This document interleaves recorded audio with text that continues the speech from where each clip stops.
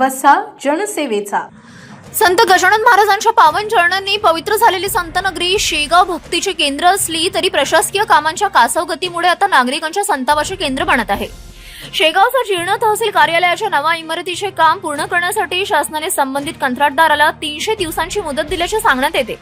मात्र तब्बल 1250 दिवस उलटूनही इमारत अपूर्णच असल्याचा गंभीर आरोप समोर येत आहे. या कामाचे कंत्राट RK संचेती यांच्याकडे असल्याचे सांगितले जात असून निर्धारित मुदतीत काम पूर्ण न झाल्यानंतरही संबंधित विभागाने दंडात्मक कारवाई केली का? मुदतवाढ कोणत्या कारणाने देण्यात आली?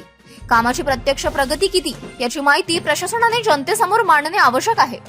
तहसील कार्यालय सध्या खासगी जागेत सुरू असल्यास त्याचे भाडे शासनाच्या तिजोरीतून दिले जात आहे.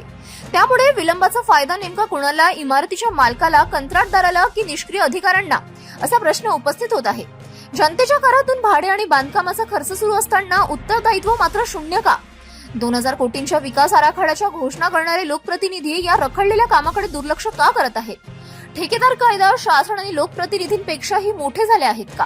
की संबंधित यंत्रणेला ठेकेदाराचा संदेश एकच आहे, रिश्ते में तो हम तुम्हारे बाप लगते हैं, नाम है संचेती शहंशाह. रिश्ते में तो हम तुम्हारे बाप होते हैं, नाम है शहंशाह. प्रशासनाने तातडीने चौकशी करून काम पूर्ण करण्याची निश्चित तारीख जाहीर करावी, अन्यथा जनतेच्या पैशांच्या उधळपट्टीचा हिशोब द्यावा. City news.